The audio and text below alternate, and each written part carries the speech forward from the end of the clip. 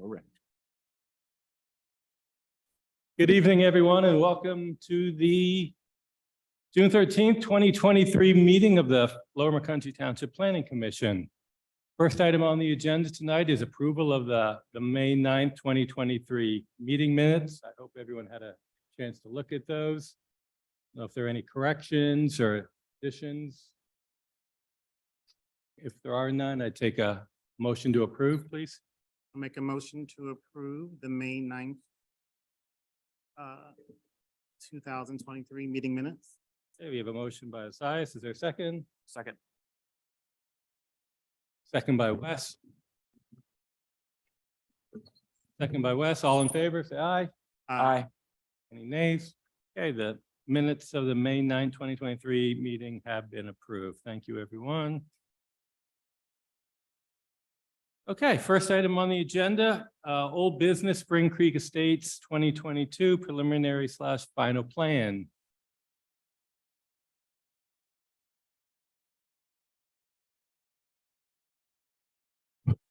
Good evening. Good evening. How are you this evening? Good, good. How are you? How are you? Good.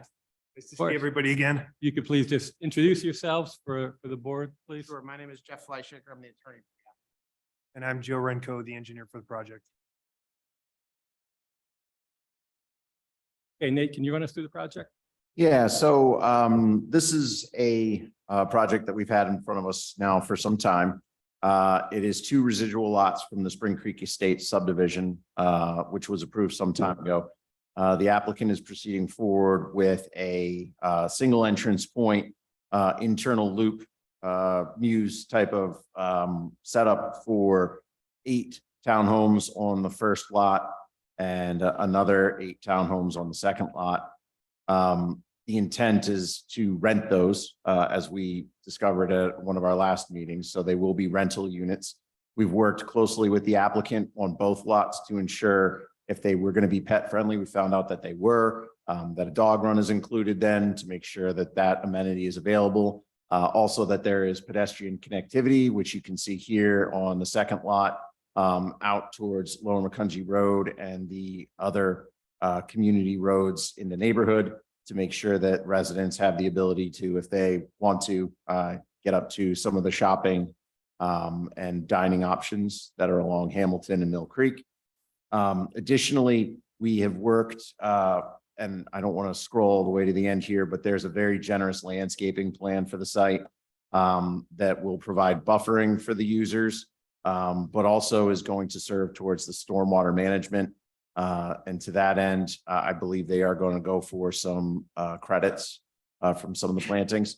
One of my most recent comments was ensuring that the plantings in the stormwater areas are naturalized as needed, and that other areas that are left to be open, I believe there's an open field area up here, would also have some sort of a meadow mix. I do believe that there is some discharge that will eventually make its way to a township-owned basin for belt and suspenders purposes. We just wanted to get a double check. We will check our records, but we're also asking the applicant to provide documentation that they have the right to access it. We're going to do the same thing on our end. So again, that's just a belt and suspenders matter. One thing that we talked about previously also was the parking. I think it should be clear that it is very likely that should this plan be approved by the board, the surrounding roads will end up with no parking signs around them for the benefit of the residents in the neighborhoods close by. We did question, and the former township zoning officer did question the amount of parking spaces and whether it would be adequate, given the fact that most of the time people are these days using their garages, which we count as a parking space, or essentially shed space. But that is, again, just a more or less a recommendation, just with some of the concerns. Otherwise, there is guest parking that is included at both sites. And then again, there is the turning radius here. It is very tight, I should note, but the turning radius for our largest fire apparatus does fit in both sites, just barely. But again, this is not unexpected. This is classic infill development. We should be prepared for this development, but others like it moving forward. And I don't have any other planning comments because, again, the applicant has been quite good to work with and has been receptive to our comments. So I would like to hand it over to Engineer Brian to bring up any other formal concepts or questions for the applicant, and then we can talk about any potential conditions the Planning Commission may feel is pertinent. All right, thank you, Nate. But honestly, this has been in front of the planning commission more than a few times. The applicant has sufficiently addressed the majority of our questions and concerns, specific to landscaping, stormwater management, water sewer. The only item Nate actually already called out, which is the parking. We understand that the ordinance allows you to count the garage as a parking space. We would suggest providing the additional parking, specifically on this lot, just to ensure that we're not having street people parking on the other streets. We know that the one has 8 spaces, this has 5, right? But that's just a recommendation since it's not required by law. Okay, thank you. Okay, Attorney Fleischicker, are there any comments you'd like to make? Sure, we did talk a little bit about the parking in the garage and some multifamily, multi-generational family concerns, as well as some storage concerns. There's not a lot we can do from a restriction point of view, but we will take the considerations and the recommendations of the township definitely to heart, to see what we can do to maximize parking. Is that better? Oh, that's worse. We'll do what we can to make sure that we account for those recommendations as the final build goes to, assuming that we get the approvals that we're seeking. I think the reason that we're actually back for today's hearing was at the last hearing, we asked for an additional waiver because there is a note on the May 3rd engineering report, specifically 6A, about a geotechnical report. This is a residual lot that was designed for commercial use. This is actually a less dense, less harsh use of the property. So we're asking for a waiver of any geotechnical reports so that it's not an issue that comes up to bite us later on. It's just something that seems like it's a little bit of overkill considering that the property is not, this is not the first time this property has been looked at for development. Other than that, and the 2 waivers that were previously on, I don't think I have any additional comments and hopeful that the conditional preliminary review can be done. Preliminary final review. Any comments? That summed everything up in it perfectly. Okay, are there any questions, comments from the Planning Commission?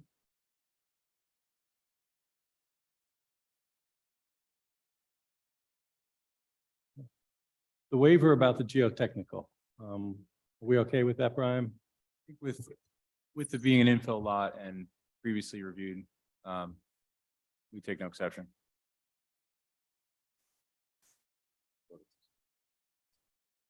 But we did get it.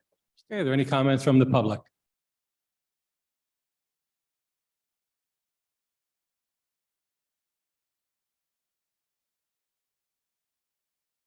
Nate, is there anyone online who would comment? Let me take a look here real quick.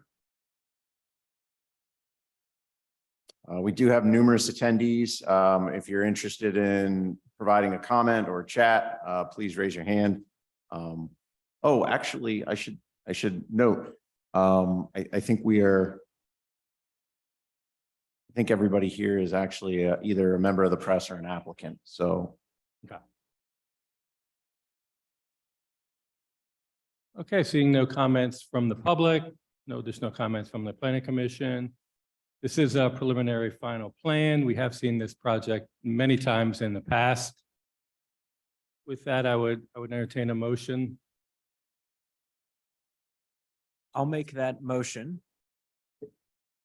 Are we abbreviating this motion as we talked about, or are we reading this Have one you- in entirety? Have you seen the motion? I did not get the conditions, but Joe got the I've conditions seen ahead of time. And I don't believe we have any objections to the conditions that were proposed. ahead of Okay, Nate will hand them to you. The only thing we would need to add is the additional waiver for the Geotechnical, that's. what I Yeah, thought. and Okay. we're just looking to confirm this section from the SALDO. Do you have that, Jeff, in front of you? The The SALDO section, that's the waiver from the geotechnical, I have the letter that you submitted? the waiver was for 22A 403 5A2, 5A3, 22A 403.5N, 27 2406 one wide two. I can give that to you, Mark.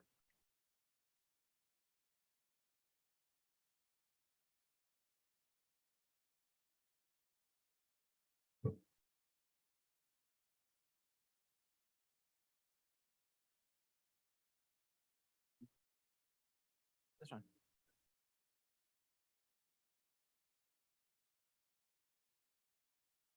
Sounds good.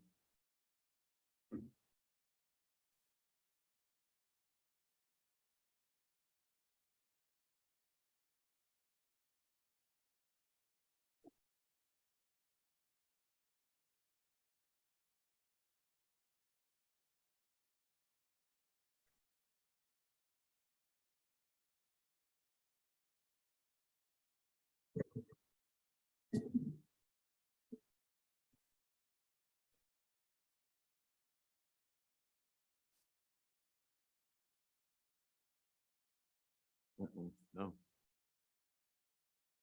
Zoning, so it doesn't even matter.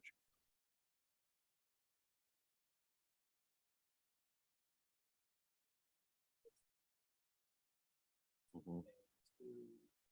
3, and yep, and then we're good. All right.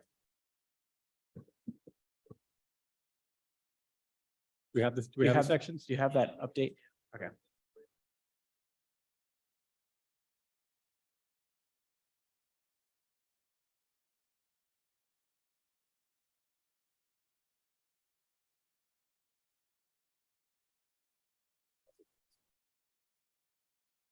Figure it out.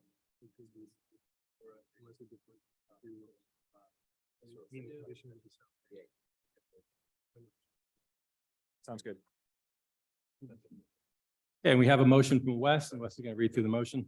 All right, a motion to recommend approval for Street Estates 2002 preliminary final plan conditioned upon the following. The applicant shall address all comments in the most recent Township Planning Department, zoning officer and township engineer review letters to written satisfaction of each prior to plan recording. The applicant shall construct the development in strict conformity with this recommended plan and any other additional modifications noted in the recommendation. A trail system shall be constructed as shown on the plans and to the written satisfaction of Township Community Development Department. The applicant shall preserve all existing tree lines and as many existing trees as possible on the site and install landscaping as shown on the plan and to the written satisfaction of Township Community Development Department. The applicant shall provide written and documented proof of the legal right to discharge stormwater into the abutting township-owned basin as proposed in the plan prior to plan recording to the written satisfaction of township solicitor. All stormwater basins and treatment areas shall be naturalized and include attractive flowering and three-season interest plantings to be reviewed and approved in writing by the Township Community Development Department and Township Engineer prior to plan recording. Buffers shall be designed on the final record plan prior to recording and installed as recommended by the Township Community Development Department. All final landscaping, fencing, and site amenities shall be reviewed and approved in writing by the Township Community Development Department prior to submission of plans for recording. All on-site landscaping per this plan shall be maintained and replaced as needed by the applicant or their successors in perpetuity. Dog run areas shall be installed as shown on plans with adequate fencing and waste pickup stations to be reviewed and approved in writing by Township Community Development Department.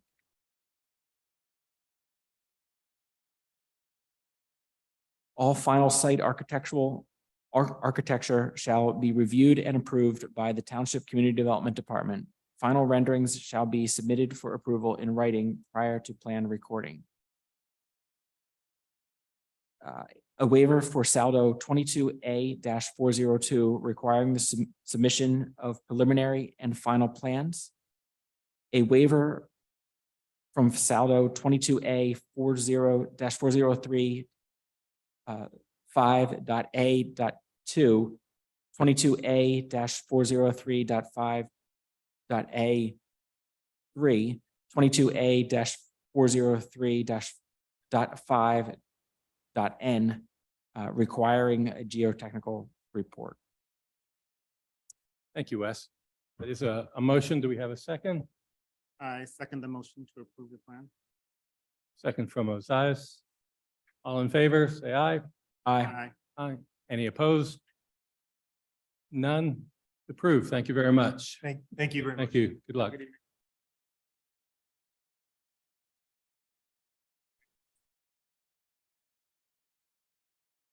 All right. Next item on the agenda is 801 North Broad Street. This is a mixed-use conditional use. Welcome. This is another project we have seen numerous times in the past, so I almost hate to ask this, but Attorney Durso, can you introduce your team? Besides me, we have Bud Newton, who you're very familiar with as well. Welcome. Nate, could you run us through the project, please? Sure thing, sir. So this is a project we have seen many times. This is a mixed-use building that essentially is at the end of North Broad Street, which Hamilton Boulevard. This is actually pointing up here. This is east, this is north, this is south, this is west. Apparently, I can't rotate the view, so please excuse that. But what we would like to do is inform you that we have had meetings with the applicant now since their last appearance before the Planning Commission to discuss what was the largest and most important discussion point to date, which was the interconnectivity to Hamilton Crossings. Given that there was plenty of site amenity as well as health, safety, welfare, traffic connectivity, pedestrian connectivity that would be beneficial to the site. What we found is, unfortunately, the abutters in Hamilton Crossings were reluctant or not willing to allow for connectivity from a road standpoint or a pedestrian access standpoint.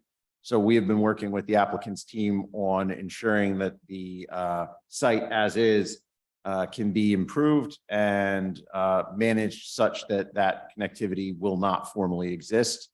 We did note in recommendations that there be signage approved as part of a conditional approval for the new street to make sure that traffic does not go down that way. Again, you'll see here on the plan for the benefit of those watching on Zoom or YouTube after this meeting that there is a tot lot and a dog run area, as well as waste disposal that's all proposed on the site. We have reviewed the architecture, which is compliant with our design guidelines. There's a patio area here fronting on North Broad. So there are a number of site amenities, and of course, this is just the conditional use. So we have to move forward eventually with formal site design for things like traffic and stormwater. But as far as the use goes, this is much more in line with the abutting residences on North Broad, as well as the mobile home community next door. We have recommended a full buffer along that area with green and giant arborvitae in addition to the fences after hearing from the residents in this area. And then last but not least, we did speak with the applicant about road improvements on North Broad. I'll allow engineer Sisak and engineer Newton to bring that up and speak to that in a little bit more detail. But by and large, we feel that at this juncture, given the reality of the situation, this plan has been reviewed numerous times and has had numerous comments, and we now have recommendations for the Planning Commission. All right, thank you, Nate. So just to elaborate on the Broad Street improvements, Nate had talked about, we already looked at trying to get access to the Hamilton Crossings site. So now we're looking at if Broad Street is sufficient for the traffic that's going to be generated by this use. The applicant has provided coring samples of that roadway just to look at the paving thicknesses. Sorry to say that the road is not in great shape. The required paving thickness for a township road for the ordinance or for a local road is 5.5 inches. This roadway spec came in anywhere between 2.5 to 1 inch of paving. pretty thin, so we certainly have concerns about construction traffic and larger vehicles bringing in materials and the stability of this roadway through the construction process. But beyond that, I believe the applicant providing will need to provide the required improvements per saldo for frontage improvements. Beyond that, the roadway, the only other item we had previously brought up was concerns about connection for stormwater management. That without a stormwater easement on the Hamilton Crossings project, it seemed that be difficult to tie a basin in, to have enough elevation to build a basin, or enough fall across the site to build a basin. That being said, I think that's more of a land development issue. And we'll have to really kind of prove the design when that comes to the land development phase. Thank you. Thank you, Brian. Attorney Durso? Yes, I would just add, we did, just for the board, the planning commission's indulgence, we did reach out to the attorney for Hamilton Crossings to discuss the potential pedestrian or vehicular connectivity. We're told that there was a number of issues related to that and that they would decline that, primarily because there's about a 80 to 90 page covenants that are recorded against the property, which would require, in addition, even if the owners were willing to give it, but Costco, Target, and some of the other tenants to approve any of those types of connections. So we did exhaust that, and we have been working with the township on that. And then I'll just let Bud sort of comment on what is proposed as it relates to North Broad Street. Yeah, as Brian mentioned, we did do core borings out there that were observed by CKS. When we did them, we also reached out to Dennis Hinkle, Director of Public Works, find out what size vehicles he uses on Broad Street, and we designed a K-turn in here for his largest vehicles. So we have that all designed in here. We are going to supplement, we are going to be widening Broad Street on our side of the road, and we are going to be supplementing the structural integrity of the roadway along our frontage to get it up to the local road standards, as Brian had mentioned. So we have that all proposed in the plan now. Can we talk a little bit about the Broad Street out to Hamilton? I recognize this is a conditional use, but the condition of that road is not in good condition. That could need some upgrades as well. Have you looked at that? It really isn't in as bad shape as we thought. There was the core borings that we took on the extreme edge of the property was about 3.5 inches of bituminous and had a good stone base underneath. It was surprisingly in better shape than I thought it was when we did it. And there wasn't a lot of evidence of cracking or other issues with it. It is narrow. It is only a little over 20 feet wide. One other recommendation that we did have was the possibility of maybe posting no parking signs along, because in some of the discussions we had with residents here at the meeting, one of your previous meetings, is there is some people from the mobile home park that are parking along the street at the present time. So there may be some benefit of posting no parking signs there. But we aren't proposing to improve the entirety of North Broad Street. I And understand. yeah, I mean, and given, the size of the project, it would be cost prohibitive to proceed in that Okay. manner. And we did provide information on trip generation from this, and is a very low traffic generator, and it is in keeping with what was proposed in the West Coastville zoning with the combination with mixed use, small office with apartments above it. So it is the type of thinking that you folks had when you were proposing the zoning for the West Coastville commercial zone.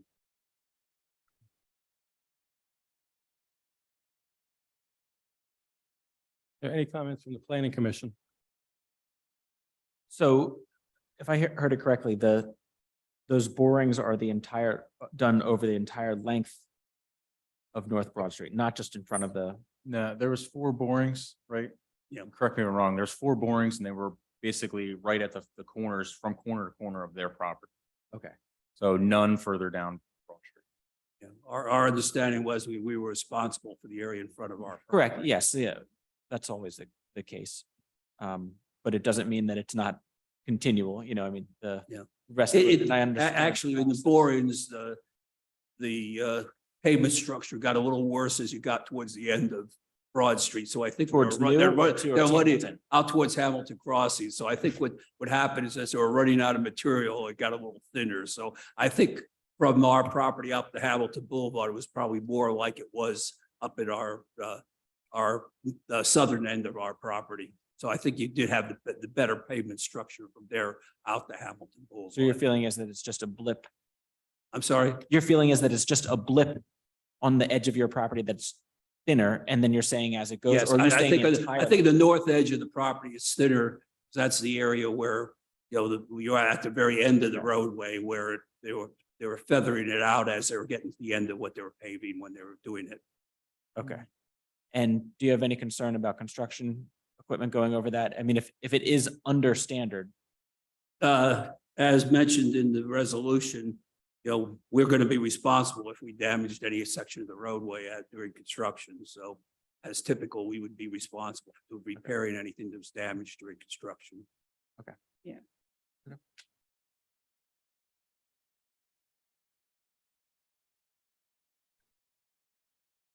Any comments from the other planning commission members? Okay, any comments from the public?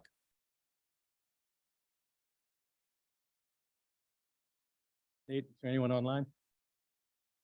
Again, I think it's just members of the press and applicants, so I think we're okay. Okay, we do have, since this is a conditional use, there are a number of conditions. Have you had opportunity to look at the conditions? Yeah, yes, we have no issues with the conditions set forth in the draft motion. Okay, that being said, again, this is a project we've seen numerous times in the past. It is a conditional use, so there'll be multiple steps to go before this gets ultimate approval. With that, I would entertain a motion. I'll make a motion to recommend approval of the 801 North Broad Street, Ritchie Development. Additional use conditioned upon the following. Surely. Number one, the applicant shall address all comments in the most recent Township Planning Department, zoning officer, and township engineering review letters to the written satisfaction of each. Two, the applicant shall construct the proposed building in conformity with the elevation shown in the Planning Commission at their February 14th, 2023 regular meeting. Three, the applicant shall plant a row of green giant arbor in addition to the proposed privacy fence along the south property boundary line abutting the mobile home community. Four, the applicant shall preserve all existing tree lines and as many existing trees as possible on the site. A list of trees to be felled shall be presented for review and written approval by the township engineer and the Township Department of Community Development. Five, the applicant shall provide proper stormwater discharge to an existing stormwater facility in Hamilton Crossings or elsewhere to be reviewed and approved in writing by the township engineer. Six, the applicant shall improve North Broad Street to meet current Lower Macungie Township road design standards along frontage where required legally and by ordinance. During the course of project construction, any damage anywhere along the length of North Broad Street shall be repaired by the applicant at their sole costs and meet the current Lower Macungie Township road design standards to the written satisfaction of the township engineer. Seven, the applicant shall install a road sign stating private road, no through traffic at the intersection of North Broad and the new street to prohibit traffic traveling onto New Street. Eight, all final landscaping, fencing, and site amenities shall be reviewed and approved in writing by the Township Community Development Department prior to submission of plans for recording. Great, thank you, Silas. That is a motion. Do we have a second? Second by Wes. I have one piece for discussion. It was mentioned about no parking signs. We didn't include that in there. Was that something that you were willing to do? no Yeah. parking the entire length of New Street, or were you saying that just in front of your? We were thinking that we probably were going to discuss that more at the land development stage, Okay. but we weren't opposed to doing it. We just thought maybe it would make more sense to talk about it then, but Okay, we're not opposed to it. No, no, that's- And, but that's we fine. didn't know exactly where it's either. fine. I just Okay. heard it Yeah, brought up and it, correct. To be clear, I think they'd only have the right to put that or propose to put it along their frontage, That's- and anywhere else along North Broad Street, it would have to come from the township, which is something that we would certainly consider. But that would really only be the area where they could offer it as part of the proposal. that's. Great, we have a motion and a second. All in favor, say aye. Aye. Any opposed? Okay, Great. thank you very Thank much. you.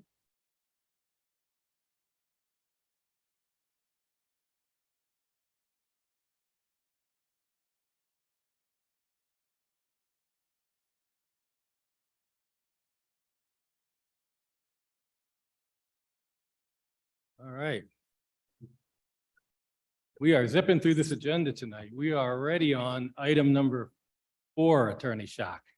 Right. Item number 4 is old business. It's Raising Cane's, the Trexler Business Center of Hamilton Boulevard. Nate, can you walk us through that one, please? Sure thing. This was reviewed last month. There had not yet been a formal engineering review conducted. A formal engineering review has been conducted. The letter has been distributed to the applicants at this point in time. We did talk about a number of planning related items with the site. We are kind of at an advantage having more or less just done this recently with an abutting use literally in the same shopping plaza with the drive-through Wawa, where we have a set of basic best practices that we learned through that approval process. And I think it should be noted that in working with Raising Cane's on the planning side of things, we've had some pretty good success in terms of ensuring that some of our tenants from our comprehensive plan, as well as the Hamilton Boulevard corridor plan, have been addressed. So we do have the street wall along the drive-through, which will be which there will be one next door as well for that drive-through. We do have the proposed monument sign, attractive 3-season landscaping. We do have a travel through lane here around the outside edge. There is a walkway from Hamilton Boulevard that is proposed into the development, which should be a great service to the site. We've reviewed the architectural elevations.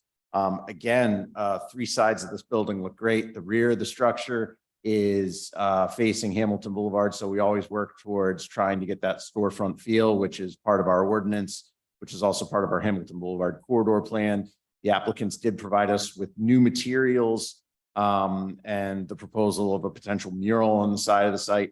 I mean, if they're willing to, I would say it would be to the benefit of the applicant, but also just for aesthetic purposes to see if they could trade off and get the sign to be larger facing out onto Hamilton. But by and large, I think they've done as much as they can without making it look a little overdone, just because of the fact that the mechanics, the walkout, the walk-in freezer, refrigerator in the back. So you can't really put faux windows and an awning on that, right? So they've proposed very attractive landscaping, and they've been working with us every step of the way on the vertical element of the structure. The landscaping plan, also very good. I think tonight what we wish to discuss is some previous comments that were part of my review, but also as part of the technical review, which is just where do we want this dumpster to go? Is it going to cause issues with traffic flow on the site? The awkward parking and the potential point for conflicts with internal circulation at the site. Obviously, safety is the first and foremost. This is going to be a very busy use. We're almost all sure of that. And it's going to make an already busy shopping and dining area even more busy. So we just want to ensure that flow and intersections are as tightened up from a design and engineering perspective as possible. So with that, I would actually hand it over to Engineer Sisak, who conducted the review and put the letter out to the applicant. All right, thank you, Nate. So Again, as Nate had mentioned, this is part of the Trexlertown Business Center. A lot of the stormwater management, water, sewer items have been addressed with that previous approval. So our review focused primarily on the site layout, landscaping, and traffic. The site layout, as far as the site layout goes, obviously the north side of the site is just the drive-through lanes. It's all very standard double drive-through with a bypass lane. The parking area, we'll call it the south side of the site, there's quite a few conflicts in there that we're concerned about. One of them being the newly proposed drive aisle to the Texas Roadhouse. That's kind of swooping in towards Texas Roadhouse, but the striping and all that is actually guiding cars into the site. So it's kind of like there's two different movements going on at that intersection instead of cars being directed towards where they're going, they're being directed in almost two directions. With that, there's also the two drive aisles from the parking areas that also intersect that curved drive aisle at some obscure angles. And that whole corner seems to create a lot of potential conflicts for vehicles. And even the spaces on the most southern side along the main drive aisle, backing up into that intersection area to get out. There's a lot of moving parts there. We're hoping that can be cleaned up. The other conflict is the entrance coming in near the dumpster. That driveway kind of swoops around the dumpster. The dumpster's on an angle, and we understand why he did that because of getting a trash truck to it. But being on an angle, I think you're losing some parking spaces there. And then secondly, the access easement for the Wawa is proposed and was recently approved. That dumpster is actually right in the middle of that access. So we're recommending that get relocated as well. And finally, my last discussion point is really just to look at the parking as an overall kind of case here. The applicant provided a traffic or parking count per the ITE manual, per the township ordinance. We're wondering if you can do some shared parking with the overall business center. And we're also just kind of curious what the parking requirements are for the use. What do you guys typically see? We're only bringing this up because honestly, maybe some adjustments to the parking, like if you're over parked, there's the potential to actually improve. Maybe that could help improve the layout of the site by dealing with some of the parking. So there's quite a few things we'd like you to take a look at before we would recommend to the Planning Commission that this get moved forward. Curious to hear your thoughts. Thanks. If I can just tail on to that real quick, I think Brian brought up a really good point about when it comes to the parking, we would tell this applicant as well as any other applicants in the future, when it comes to our commercial parking, the 2019 ordinance was designed to allow for flexibility, and that flexibility can work for the benefit of an applicant who's looking to come in and design their site such that they are not held to a hard and fast number that they would have used to have been, which would allow for parking in reserve and shared parking, or even the option where our ordinance specifically reads if the applicant feels that there's not as much parking that is required when they look at the ordinance, if they can provide the township engineer with documentation as to why they believe that is the case.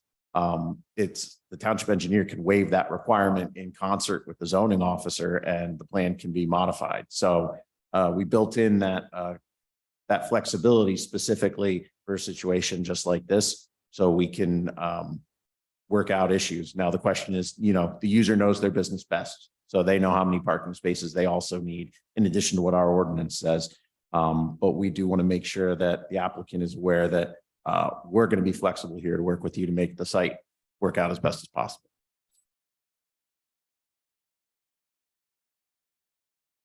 Attorney Schock.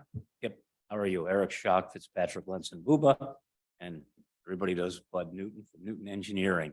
But what I guess maybe the thing to start with is the connection between Raising Cane Yes. and Texas Roadhouse? Because I think a lot of stuff flows from that. Is there anybody that I need to promote to a panelist? Oh, yeah, thanks, Nate. Yeah, Andrea and Adam are both participants. Yeah, Okay, so the first two, Andrea and Andrea Sue and Adam Karachi. okay.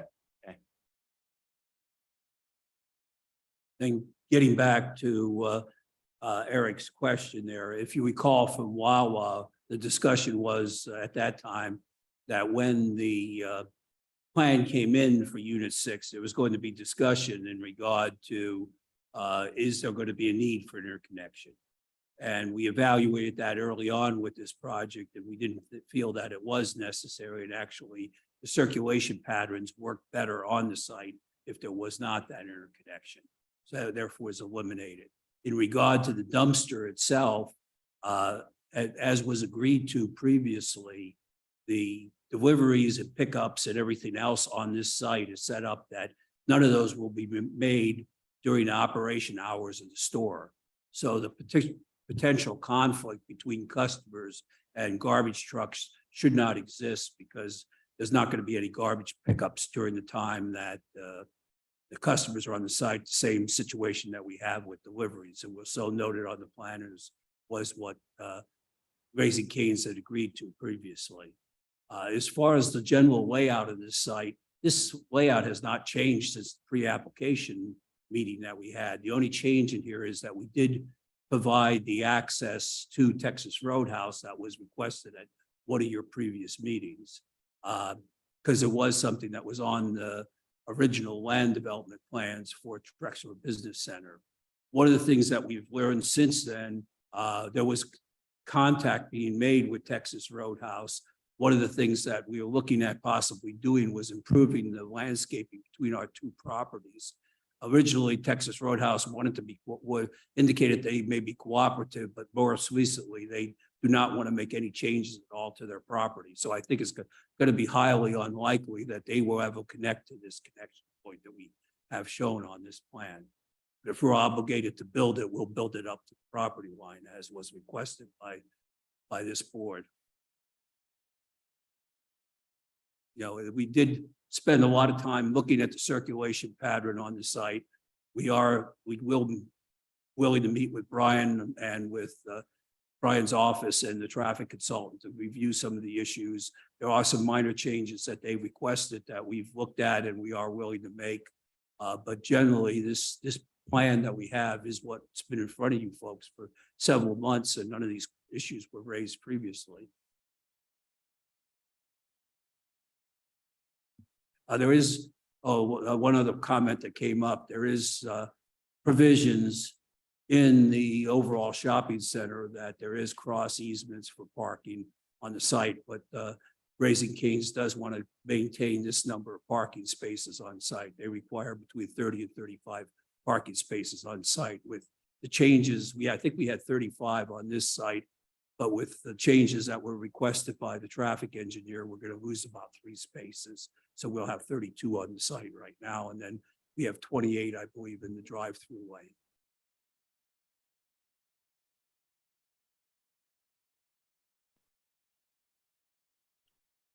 Let's just take a minute and talk about the dumpsters for a second. Well, I understand pickups will be at night, there'll be off times. Could you just kind of walk me through how, for employee safety, how employees taking garbage out to those dumpsters would do it? Because it would seem that they would be walking across the drive-through lanes into some potentially dangerous situation if they would do that while Raising Cane's is open. The location of that crosswalk is changing based on input from the township traffic consultant. Okay. We are putting a perpendicular lane into the drive-through, and then we'll have a sidewalk going down on the outside to go to the dumpster area. Okay. But again, it's something that the emptying of the trash and stuff is going to be on hours when the drive-through is not operating, as far as I know. Adam, is that I want to just double check. Is that the case? Okay. Yes, Adam Karachi with Raising Cane's, Senior Property Development Manager. That's the case. So we don't take trash out at night. in the early morning hours when they get there to prepare food. They'll take the trash out then before the truck comes to pick it up. More than likely, this restaurant will open at 10 a.m. The trash is probably going to pick up between 6 and 10 a.m. We'll work with the haulers to do, the best we can to make sure that happens. The area in the back of the building, there's a corral. If you can scroll plan north. Yeah, thank you. The rear service door, just to the north of where the cursor is, yeah. There's a space inside the building there where we can store trash overnight and totes until it's safe to take trash out during the early morning hours. So there won't be cars in the drive-through, to answer your question. I have a question about the dumpster, piggybacking. Can you clarify for me, is the dumpster it mentions adjacent to the Wawa drive? Is that location still where the dumpster would be? I'm gonna have to defer to Bud on that. I was unaware that there was a cross-access issue to Wawa through that location. That's the first time I'm hearing of that. That's more of a question for clarification, if that's true or not. We were on the original land development plans for Trexler Business Center, there was cross-access easements between Unit 5 and Unit 6. This is Unit 6 of the overall plan. But when Wawa came in, there was discussion about not having that. They changed the plans a little bit, but we were asked to continue to show an access easement up to the property line. So where those last 3 parking spaces on the Wawa side are shown, there was a potential future access easement if needed. And the discussion that occurred here at this body when we came through with the Wawa plan was that when this plan came through on Unit 6, that would be reevaluated. A determination would be made if it would be necessary to have that interconnect. And then based on the layout of the Wawa and the layout of this property, it doesn't make sense to have that connection there. So building on that clarification, thank you. One other question that's connected to that would be the desire to have garbage pickup not during operating hours. Is Wawa's current schedule 24 hours still? No, Would that conflict with their current operational schedule?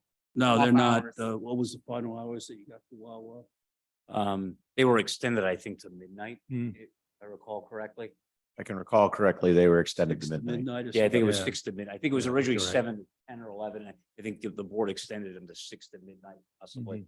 So your garbage pickup window then is shortened to midnight till 6 a.m.? Is that what you're?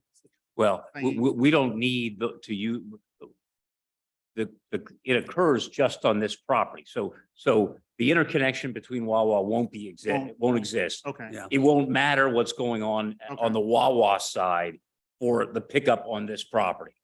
Thank you. Yeah, Thank yeah, you.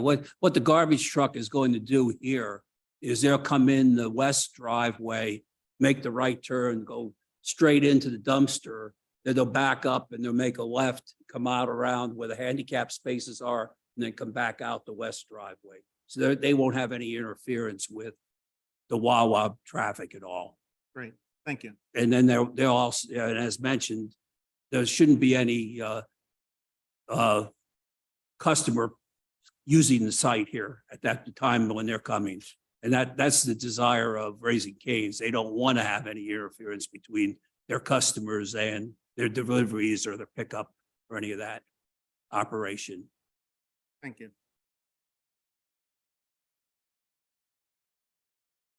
Any other comments from the planning commission members?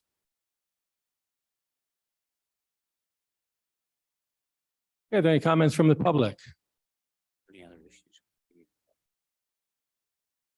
No, I think, we'll comply with most of the other stuff. We'll go. I just have one question. I don't understand how the 3 stop bars are going to work without a bunch of fender benders.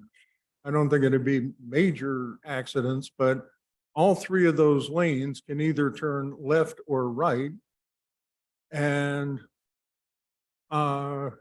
stop bars in shopping centers and commercial areas are typically rolled through. So somebody rolls through one and wants to turn left and the other one rolls through and wants to turn right.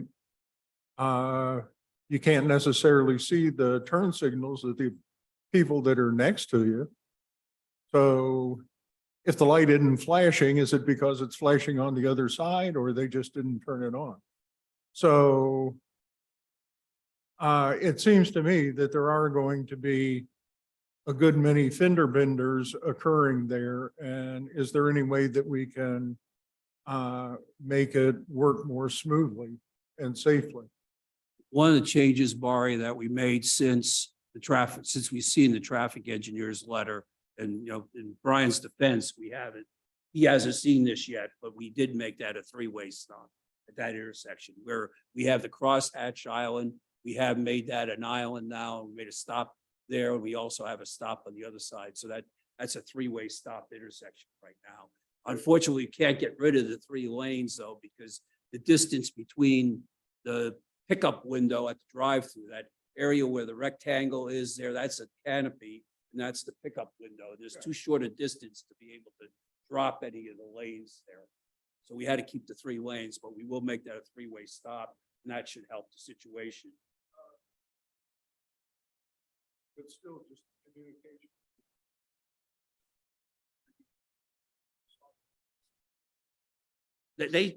You will have, you know, they'll be picking up their food alternately though. So they shouldn't, shouldn't be have 2 people picking up their food at the same time. So they'll be alternating, you know, how they pick up their food when their food's delivered. Well, that's basically that my make sense? concern Yeah. is, Could there be some additional signage so that maybe that far lane couldn't cross the other 2 lanes, something to prevent what Maury's talking about? You know what I'm saying? I'm not totally with you, John. The 3 stop bars up there, Yeah, some signage just to ensure that we don't have the accidents that Maury's talking about. yeah.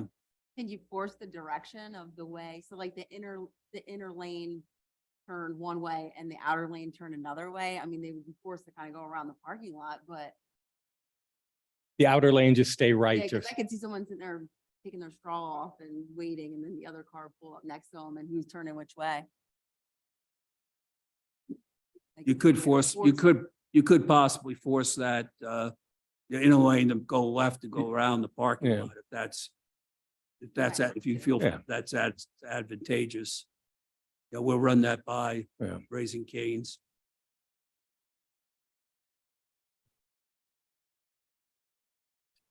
Do you have any other comments from the public? Anyone online?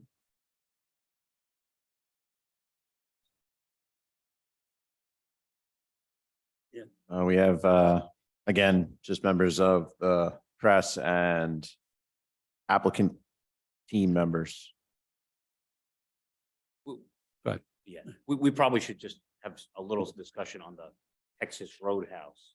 Okay. tonight Also, Yeah, Okay. and what specifically you're looking for there. right, Yeah, the whole intent of that, if I recall, and Laurie is probably the only one that was around when, at the time that was discussed originally, but I think the intent was that people from Texas Roadhouse could get out to use Commercial Center Drive and come out at the traffic light because of the issues that occurred with trying to pull out on the Hamilton Boulevard. Mhm.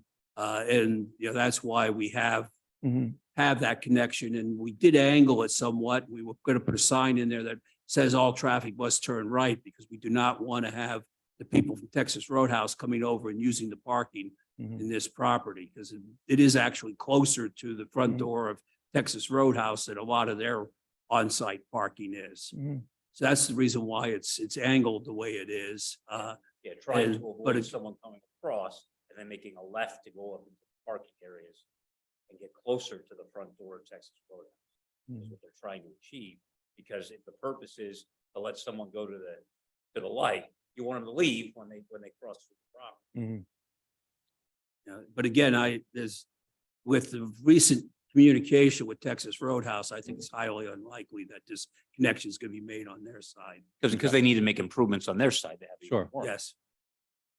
Yeah. So the conflicts that we're talking, that were being talked about, I don't think are gonna really occur there at that intersection. I think really our concerns are this whole parking situation, traffic flow is a little awkward.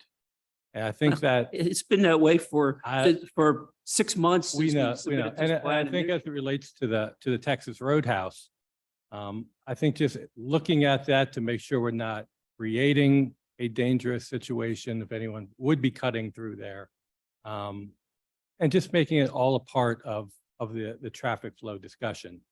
Does it make sense to gate it for emergency access? If this is if we want it for emergency access, I don't know, but I think it's just something we need to look at as it relates to the overall traffic flow. Make sure we're just not creating a more dangerous situation than need be.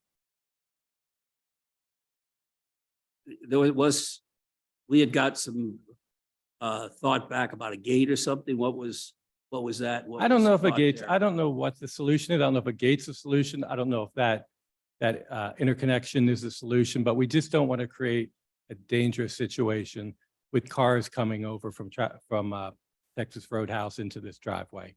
So it's just something I think we should look at with the township engineer as part of this overall design as we move forward. Was the gate, what was the gate intended to stop? No gate, not intended to stop anything. I think it's just something that maybe we think about. I'm not proposing it. Is that something we want to think about for emergency access? And maybe we don't, I don't know. But I think we just need to look at that whole interconnection and if it makes sense. Because we could just not have the interconnection. Yeah, that might be something we want to talk about. Is this something that we can do between now and us going to the commissioners? Since, again, this was something that this plan's been this way. It's been in front of the township now for months. And this is something that has not come up previously. So we're willing to work with the township on this, but this keeps getting delayed for no fault of ours. Well, I think part of the problem is too that when the submission was made, we didn't have a review letter from the engineer. So if the engineer might have had a chance to look at this, maybe we would have had comments back, but the submission was made. So I think that could be part of the problem as well. So I guess the only thing I'm saying is what we should be doing is just taking another look at this, looking at the traffic flows, looking at the dumpsters we talked about, looking at the stop bars that we talk about, and just make sure that we're designing the best plan we possibly could design as best we can. So- Yeah, and I guess Bud's saying he and Brian would be glad to work that. That's what I'm saying as well. Okay. That's what I'm saying as But well. Can we do that between now and Well, with the planning commission? and I think he made it clear. Okay, You're gonna have to come back. And this is only the second time you've been at the planning commission. correct, And it's the first time you had a review letter before you got to the planning commission. So got it. correct. work on the circuit. Not that we don't love you people, No. but we would prefer. But it's not our fault. We get it. We gotta ask Eric. We get it. Get it. Yeah. All right. All right. I think everybody knows what we're doing. Do I have a motion to table? I'll make that motion. A second? Okay, we have a motion to table by Wes. And a second, all in favor? Aye. Aye. Any opposed? No. Okay, we will see you soon, hopefully.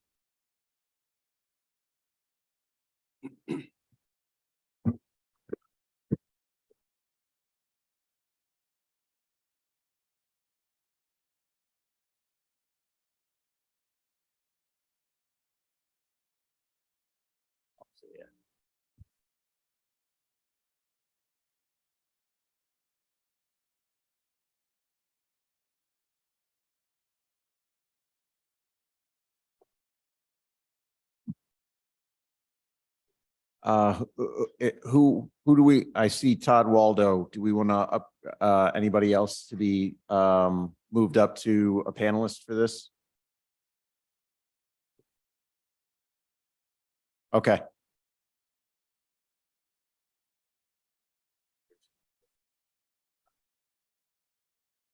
Move over. One of you guys. All right. Next item on the agenda is Lehigh Valley Town Center Topgolf conditional use. Nate, can you walk us through it, please? Sure. I do know that the Jandals have a presentation for everyone tonight, so I do want to give them the opportunity to provide that presentation. Give me a moment here to pull up the plan. I would just like to note that we've had continuous discussions with the design team and the applicants team here on this transformative mixed-use development project for the township. As noted previously, there is an urgent timeline for the anchor user Topgolf. We discussed last month whether cleaving that particular use from the rest of the mixed-use development was a wise decision. The applicants had noted to us that they wish to continue to pursue everything in a joint fashion. And then they quickly submitted, quite possibly, one of the most complete, thorough, and well done project design companions I've seen in terms of what the massing of the structures and the views are going to be for the proposed buildings, the architectural elements, the signage elements, down to the street view for the user. So they should be highly commended for that, because it really gives the Planning Commission and anybody who's interested a very good look at what the aspirations are for this particular development. That being said, as you can see here, the mixed-use core, which is now right in line for discussion this evening, along with Topgolf, has been clearly defined as having a boulevard interior here that'll be very pedestrian oriented, with the plaza facing north-south near the anchor retail users, as well as hotel off on the west end of the site. We still continue to have the commercial recreation restaurant use up in the corner of the site. And again, the headwaters and the beginnings of what is the Cedar Creek separating the two. So again, I do not want to take too much away from the applicants and their ability to present on what they've shown you. What I can tell you is, from a planning perspective, every single note is being hit. And we are working that into our level of recommendations in preparations for potential approval. And I do know, again, with a lot of the discussions that have been had with Topgolf around the impact on the community, the impact on abutting municipalities, residences, and everything we've discussed to date has really been given a good look as recently as their last appearance before us. So there's a strong level of confidence with where this is going. And with that, I would really hand it over to Brian, and then just invite the applicants to share their presentation with us. All right, thank you, Nate. So as far as the PC review, Planning Commission review, I'm sorry, as far as this review, the conditional use review, really just looking to be involved in a lot of the land development process, to be involved in the planting of that riparian buffer, and whatever requirements, anything that's required by DEP. We'd like to be involved with PennDOT, and we have been involved with pre-application meetings with the applicant for the frontage improvements, and just to continue to be involved in those throughout the land development process. And then my only other request is that I know the plan specifies that this will be phased out. Just like to really understand what that phasing is going to entail. I think comment number 2, or I think it's 2 or 3 on the record plan, talks about phasing. Some clarification there would be appreciated. Thank you. All right, thank you, Brian. Attorney Schock, if you could just introduce your team before you get into your presentation, please. Sure. Eric Schock, it's Patrick Munson-Luba, John McRoberts from Hitchcock, and Luke Chandel, the developer. I think we'll depart with tradition a little bit. I don't think John needs to run through the plan since last time, unless anybody had. It's very similar to what we talked about the last few times here. So I'll dispense with that and save us a little bit of time, unless anyone had some questions. Next, why don't you just quick talk about the phasing, John, that question, and then Luke we'll get into the presentation. Great.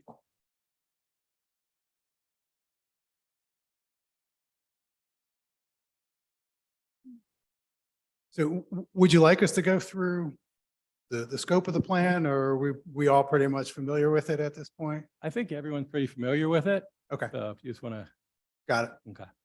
So as far as the phasing goes, we've outlined on the plan, the orange highlight line shows phase one. We're moving forward full speed, trying to get the top golf in the ground as soon as we possibly can.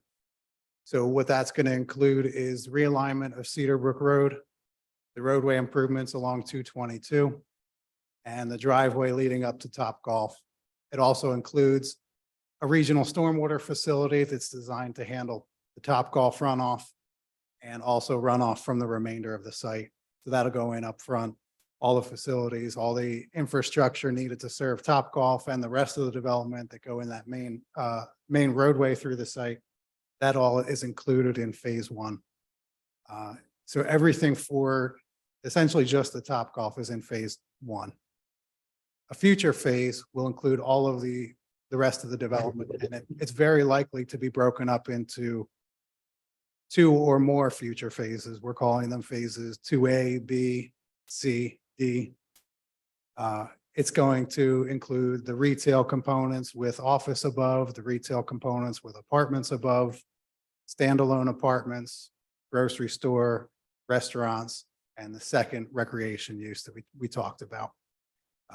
We anticipate that probably the grocery store, a restaurant, and one of the mixed-use buildings are probably going to be in phase 2A. And as they start to become occupied and we know who potential tenants are, we expect the rest of it to speed up from there once the Top Golf is open. Once the restaurant, grocery store are open, we expect that's going to drive a lot of demand for this development. Once other potential tenants start to hear of it and they can see what we're actually proposing here. So as far as how we plan on implementing that through the township process, we plan on coming in with multiple land development plans. So there would be, after the conditional use is approved, optimistically approved, we would come in with a land development plan for phase one. The next phase would be a separate, either a new land development plan or an amended plan for the previous phase. We would cover as much as we could in each land development plan. We don't want to come in and waste everybody's time or the developer's time. You know, if we could cover everything in a single land development plan, we would, but there are certain things that have to get worked out as we know who specific tenants are. So for example, a grocery store has specific parking requirements. Some may require 100 spaces, some may require 125 parking spaces. They have different loading requirements, different trucks making their deliveries. So as we work out all those very fine details for each specific tenant, unfortunately, we can't go ahead and do the entire land development design. We've given you our best shot at what we think it's going to look at, but as the specific tenants are known, there might be minor tweaks to it. Thank you, John. All right, we're all excited for this presentation. Okay. Who's doing the presentation? Luke? Time for the reveal. And I think this was submitted a couple weeks ago to you good folks, but Nate, I don't know if you can pull it up. That would be appreciated. Can you guys hear me all right? So as Nate's pulling up, the overall intent behind the presentation was really understanding the project to its core, working off the design standards that you guys are requesting as part of the conditional use. So we backed that out and really created 4 pillars of design for the project. And we'll talk through that high level here. If you want to just actually jump back up, Nate, I apologize. So yeah, so the contents, of course, overview, project overview, and experience. You can go to the next slide. The heart of the Lehigh Valley, and that's, understanding what the core of the project wants to be. We've assembled a team of consultants along with Eric Schock and his organization, John McRoberts and Pidcock, but some national representation on consultation from design criteria, architecture, and master planning for these specific projects. They've done projects across the country, Street Sense specifically, and Nelson. And so we wanted to bring in the best of the best for this project, and they helped kind of curate, narrate the presentation you see here today and the foundation of the architecture for the project. So that's kind of high level. what it wants to be. And so you can go to the next slide, Nate. And all roads, all roads lead to Cedar Brook, and the intent behind this is understanding the location. I think we all understand where it is, the access in 222, 78, and 476.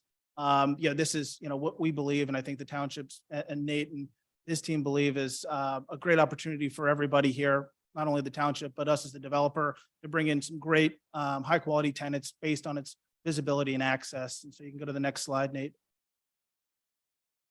So as part of this process, we've, as I mentioned, hired on Street Sense. They're experts in placemaking and creating senses of place. It's, I think, relatively straightforward to design and create a shopping center, but a community, a town center that has a sense of place, a sense of purpose, is what we're striving for. And so Street Sense, their objective is to create that design compendium that you see in this packet. And as part of that design, we need to come up with pillars of the project that we're going to use as design criteria. And so therefore our timelessness, sustainability, community, and family, all four of those we find as core values to our family and our business, and in communication with the township, specifically Nate, community leaders in the Lehigh Valley, getting their input. We all came up with these four pillars. So it's not just a private developer input, but we actually solicited a good 15 or so leaders in the community. And this is what we came up with. And again, this is what we're building the design criteria off of. You can go to the next slide, Nate, if you don't mind. So the Cedar Brook vision, this is our family's guiding principles. We didn't want to lose that as part of this design process. Obviously, our family's foundational business is agriculture. We'd like to have agriculture and sustainability as part of this project. And so we didn't want to lose that. It's not going to be Jandal. It'll be who we are to the core, and design criteria and producing product grown on property for the community that lives there. And so that kind of is who we are to our core and growing, and we want to implement that as part of this project. And so now getting into design criteria, Street Sense and Nelson were both tasked with understanding what this wants to be. This is a storefront feature. The intent for this is really bringing retail to the street, activating the street, creating that, call it Bethlehem walkable town feel, and Main Street there. And that is the idea, and that's what we're striving for. So yeah, we can go to the next slide. Some architectural scale imagery. This has some sustainability components to it. And some of the materials we're using, some artificial, some natural, but they're all intended to source locally and domestically. And you can go to the next slide. Walking through the landscape, as part of this submission, we have a parking deck. Our intent is to create natural green features up along that parking deck and buffer it. You can see just activating certain spaces, bringing green, walkability, streetscapes, vertical gardens. That's the overall intent for this project on the landscape. And signage. I think a lot of the national tenants in the market have specific design criteria, but they're going to work off of a signage package to keep it consistent, keep it like-minded with the entire design criteria we have for this project. So it's not going to feel commercialized. It'll feel small town. We'll have the national representation from tenants, but we'll have that small town signage feel. And so that'll be part and a condition as part of that signage package. Similarly with the landscaping, the architectural elevations, they'll have that as part of a requirement for lease negotiations with us. You can go to the next slide, Nate. Public gathering spaces, and this is again a fluid process. You see everything here. It's, these are our aspirations as part of the project. We want to implement a lot of these features, and really creating a sense of place within the community, a gathering place, open water, amphitheater-like are some of our goals here. And lastly, I believe, Nate, is lighting. And so, yeah, you can see some of the just unique features that we've seen and picked across the country that we felt were special and unique. And I think we can apply them here with our application. And then from there, we started the massing, and this really kind of gives you a high level view, 10,000-foot view of the project, more or less standing over 222 and the Cedar Brook intersection there. This is the massing. Essentially, everything shown in red would be retail, first floor retail. The blue it designates as office, medical, and general office. The yellow would designate as apartments, residential, and the purple was hotel. Of course, Top Golf in the top right, and our family entertainment use back center. 2D visual showing what you just seen from the 3D perspective. And now we started taking some of that architectural inspiration that you saw in the prior slides and really bringing that to life as part of the intent for the project and natural materials and creating that a walkable town feel.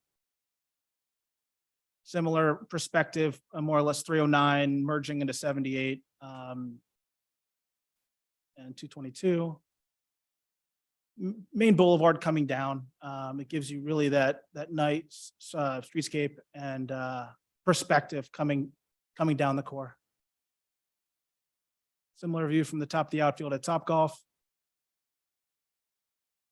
And this, it'd be right on top of the junior anchor tenant, kind of that sense, that community core. We've also talked about, with our 4-season climate, converting that green space into potentially an ice rink, as the colder climates come to activate that area.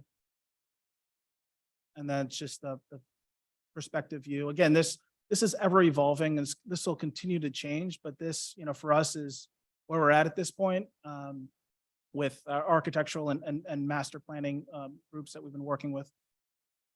Again, another street view. Yep.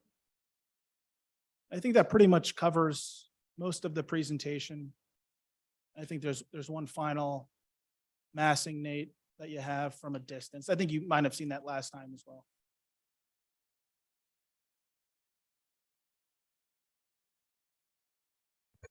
Thank you, Luke. Of course.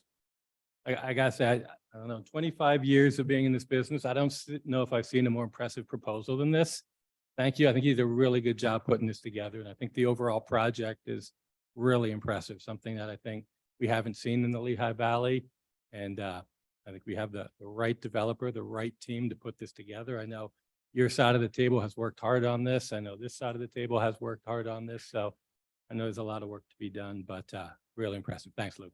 Thank you. It was a team effort. I'll tell you, the consultants that aren't here that put in tireless hours putting this together for you guys. Yeah. Okay, any comments from Planning Commission members?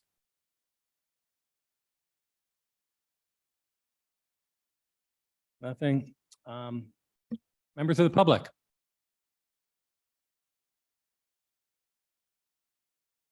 Nothing. Nate, can you check online? Yeah, again, we have members of the press, and we have other members who are participating in the meeting. Anybody, now's your chance to raise your hand.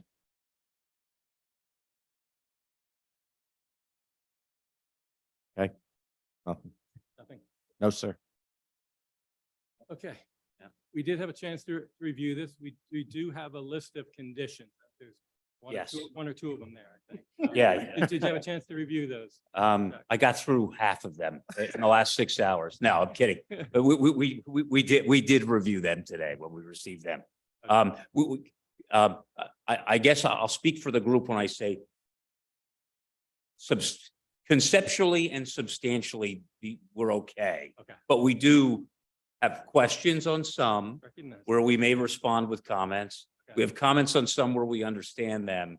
And kind of some overriding principles, and then we can talk through some of the individual ones. If that's okay, I'll just start running down the list. Yeah, and just before we get into that, so this is a compilation of recommended conditions from planning, engineering, legal and administrative. So you can see that a lot of different hands were Sure. in making this. So I would say, as we go through the questions, I think the best member of the team, as well as questions that have been brought up by the Planning Commission, we can address them. So, Sure.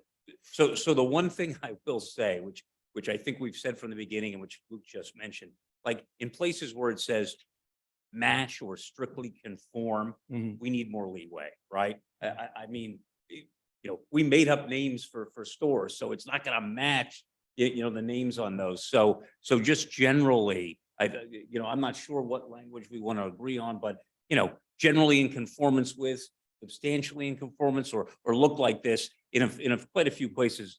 Like, for example, number 3 is like the easy one. So the Topgolf shall match the rendering. We've given you their latest prototype. It's gonna look a lot like that, but can we? I don't want to swear today that it's gonna match. So I think if we all are in agreement that if it looks pretty much like this, everybody's pretty good. I think we'd like to have that echoed throughout these. And Nate, I mean, if it's okay, Nate and I can talk about some of those after, how to phrase it for when we get to the Substantially board. conform. Yeah. Why don't we just include in all of them to the written satisfaction of whoever's the applicable? Does that work? Like shall substantially comply to the written satisfaction or shall Yeah. match to the written satisfaction? What are you thinking in terms of where we are and what we need to say? I mean, how close are we? I just want to come up with the right language. I understand the concern of you don't want it to look drastically different than that, but by the same token, we don't want to box ourselves in too much, so. First, I want to say, Dave Jandal here, and I work for Luke.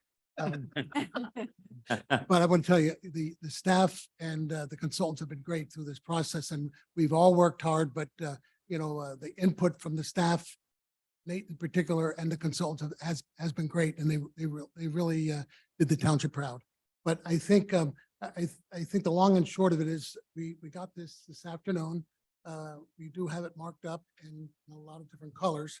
The big thing is exactly what Eric said. We got to have more flexibility. We're not showing you something here and then going to come in with something substantially different. This is what we want to do, but it's going to evolve. It's going to evolve as time goes on. And I think there needs to be different language than that gives us flexibility if we need it. Sure. Yeah, attorneys don't like that word shall, do you? You like some Yeah, of those. no, more. I do like that word a lot. This side of the table, you don't like that word shall. I do think between Eric, Mark, you can come up with some Okay. language that everyone could be. Yeah. comfortable. Yeah, so if we just keep that as in our mind, by the time we get to the supervisors, we'll have all talked about it and pick, because there are some instances where they were phrased that way. Mhm. So kind of like what we said in the initial part, we need room to run. Yeah. Yep. Okay. Understood. So good. Okay, then, let's go to, 6, John, I think is the first one we need to talk about. Yeah. So in item 6, it specifically references the Class C buffer. Nate and I had like a minute and a half each to exchange some correspondence. I think we're both on the same page that we want to buffer and protect the cemetery from any kind of imposing views, or we want to keep the cemetery as a nice private space.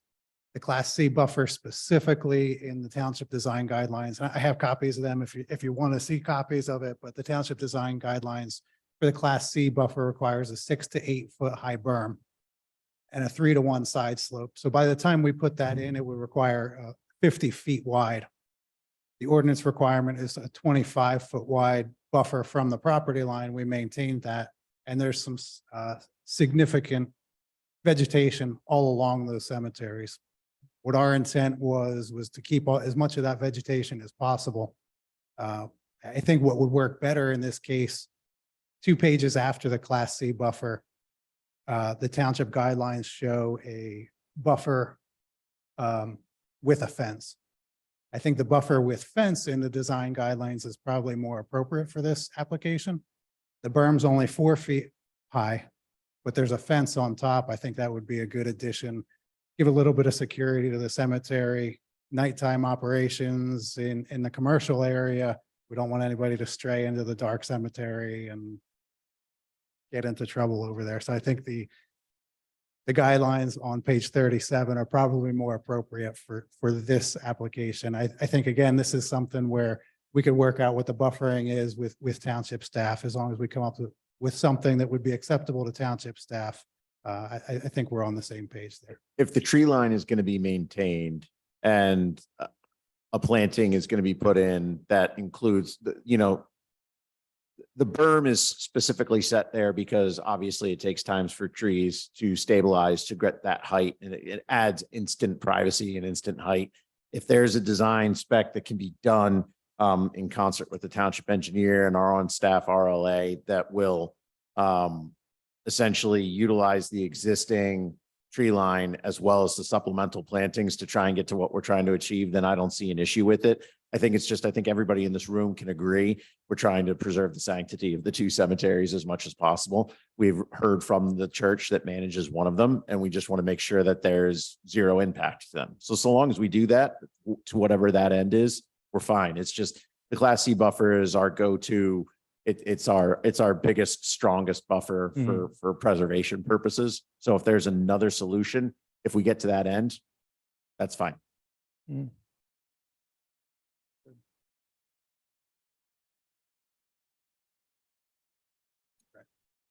think on that one, Class C burn buffer or similar buffering as agreed to by applicant in the township on that one. As to be determined by the township engineer and planning staff, something Yeah, like that. I think we're okay with that. You're comfortable, we're gonna work. Yes.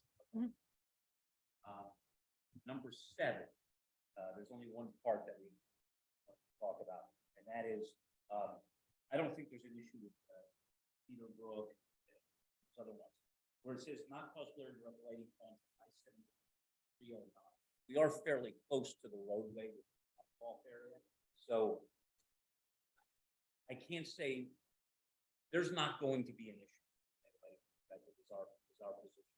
We'd like to show you what it looks like, an exact situation. But our concern was if there's a tiny bit of spillover on, I mean, to the extent this is a strict no tolerance standard, it's a little difficult. It makes us a little antsy. We will show you what it looks like along a similar highway, and that's what we're proposing the end result to be. Correct, John? Yeah.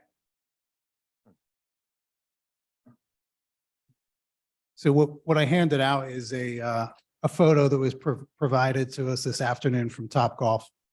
It shows what the facility is going to look like at night when it's in operation.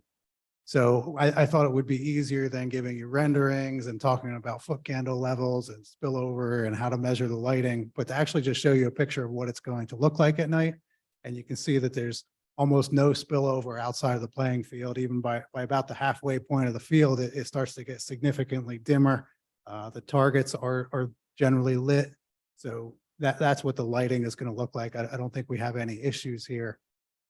If you're at any of the adjacent areas and you're looking directly at the lights, you can see it's almost like a business or a residence had their lights on. If you look directly at it, you're going to see it. Those bays are lit up. You'll be able to see the building if you look at it, but it's not going to be intrusive and shining lights onto the highway. It's not going to shine into the Cedar Brook Nursing Home, and it's not going to shine into the apartments up further up 309. So unlike a baseball stadium, which uses upper level lighting on a stanchion and shines down, this does not have really any of that. Is that correct? Yeah, there's no, the poles are only for the safety, Of the net? only for the netting. There's no pole mounted lights. The lights are all mounted on the building, pointed down at the play area. I think this concern originally came from when this was proposed. There were other parts of the country, and I think a quick Google search would determine that, where lights were a problem onto oncoming highways. So I think we need to come up with some language, again, similar to the other issues that kind of address that concern while not limiting the project. Right. I think we were concerned with how it wasn't a standard like 0.5 foot candles at the boundary line, a little bit more absolute.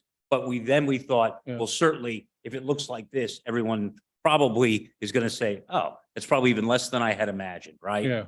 So I guess I should know this. Does PennDOT have standards on lighting spilling into their roadways? Good question. you know. We'll look at it, Sure. but we're not that we're aware of. Yeah, I'm We not can look at aware of that. it either.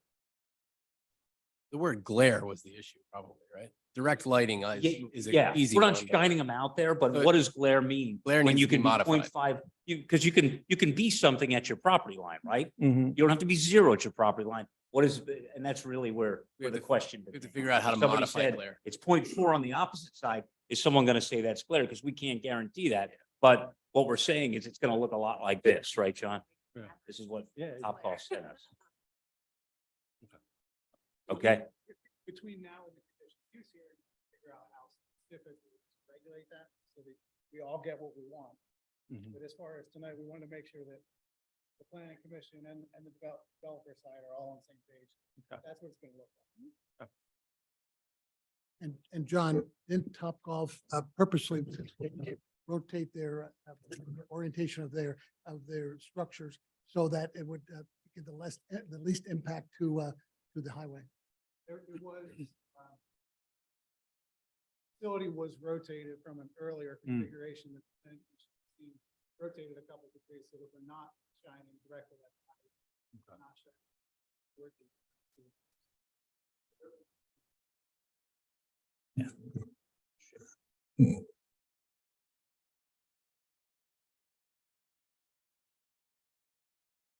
Penn was a similar one where it said all landscaping shall be replaced as needed in strict conformity. Again, we just need a little leeway if, if there is a species that is, subject to pest, and we wouldn't want to use it, just like any normal thing, you'd come back and say, or similar replacement. So there's a few places that will probably raise that same question. And that's fine. And again, just for the public who may be watching this, or the public Yeah. in the audience, we have about 7 pages of these conditions, so bear with us while we go through these. Okay, I think we're okay with that. Again, Yeah, strict or strike strict, make them general or generally conforming or Right. something. same thing with Lehigh Valley Town Center. Strict conformity with the site layout. Again, we've said from the beginning, based upon the tenant mix, it's going to change a bit, but we'll work on language that kind of goes throughout. 3.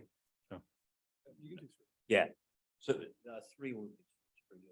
So do you want to talk about that one with all buildings having features, whether they all are definitely, or there might be some variety?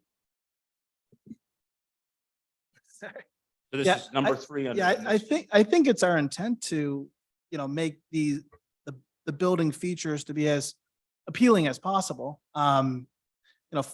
It's got to make financial sense structurally, and we're still analyzing that process. And so committing to all buildings is one thing. I think we want to have flexibility in that language. I'm not sure. I don't think we want to commit to all at this point. just in the first sentence, but. Again, I don't know that every building we showed in that presentation actually would have qualified under. that. Yeah, and the 2 buildings to the south are office, targeted office, and certain office tenants might have different criteria for design standards, and it might not follow within perhaps what they're looking for. We can push it, but that might change over time. Yeah, and I think it's a language that says shall, all buildings shall include. And so if the attorneys can work together on language that buffers that a little bit, Yeah. but we cannot have shall include. And again, I'm comfortable with that. We do have that caveat in there approved in writing by the Township Community Development Director, so that puts some pressure on you, Nate. But so that way you have a final say on this. 4 we needed to talk about, correct? John? Yes. Number 4, roof dining, terraces, bars, public and private access spaces and the like shall be included in no less than 20% of the roof area of structures at the site. And that's a feature that I think we've talked about before. It's a great feature. I think there are only a few that I can think of in the Lehigh Valley where they have this. So they're rare for a reason. 20% is definitely more than we can commit to at this time. I don't know if we can even commit to having any. It's definitely something we would like as much as possible. We're going to push for the highest amount. It's a great feature to have, but if it doesn't work out financially, if we don't have a tenant to operate that and pay what that costs to install, it's just something that can't. Yeah, John. Our voting, our formal voting group, I can tell you right now, are very excited about that potential option. So I know that that is something that is very high on the wish list, very high on the wish list for when we get to the hearing. So I just want to make it abundantly clear that that is something that we will probably hear about again. So anything that we can do to make that happen is very high on leadership's wish list. Let me see. You know what, and I think it would be high on anybody's wish list, but unfortunately in this climate, outdoor rooftop bars are tough and they don't work. It was proven down at the promenade, they just don't work. But, you know, if there's a way we can, consider it and there's a way that we can work with it, we'll be happy to look at it, but we certainly can't commit to a minimum of 20%. I have a question. You guys keep talking about the tenants for the commercial facilities. Oh, sorry.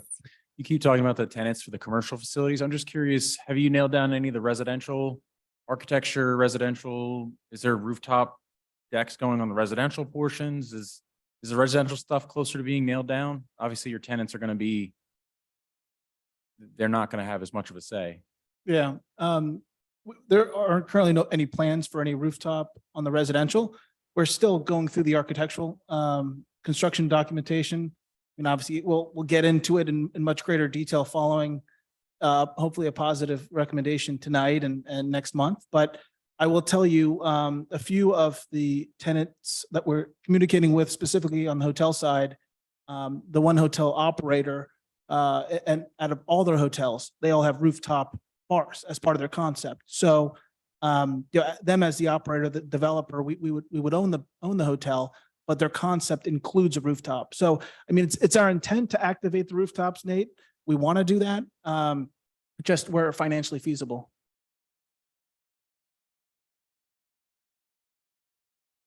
Next one is 9, the second one, that all dining establishments, including al fresco dining, the ability to open. I guess the first question would be just talking. Yeah, sorry. I guess our first question would be, are we just talking any food service? Because for example, you know, is someone trying to say like a coffee shop has to have an outdoor or things of that? Or we're talking about a sit down restaurant? And again, I don't know that every operator would do that, for example.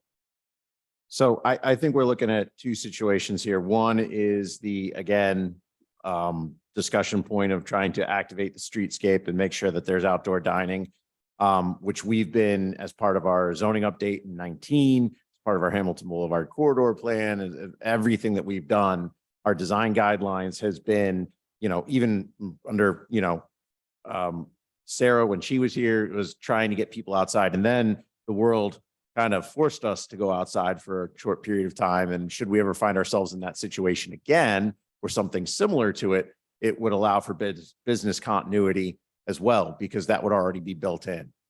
We found locally that the businesses who already had that previously amenity, but for a while it was a necessity, were able to jump in and navigate the business climate much better than those who didn't have that amenity. So we are looking to build it in for two reasons. One, all of our planning documents call for it. Two, we've learned over the last couple of years that that's a really good ace to have ready to go should we ever need it. So it is something that we recommend. Again, when we say all, if it's just not part of their business standards, I mean, I've seen the coffee shops throw out, you know, the chair and the table and call it a day, and that counts as outdoor seating. It's just making sure that the sidewalk is large enough to accommodate it, that bollards are in place for safety purposes per code. And then again, I mean, looking at the design guidelines and noting that most restaurateurs are utilizing that now post-COVID, we just want to make sure that it's baked in. Yeah, and I don't think anyone argues that if every one of the restaurant tenants wanted outdoor seating, no one's going to complain, right? I mean, it's just, again, for everyone to have to, it just, that gets a little daunting and takes a a little flexibility, so.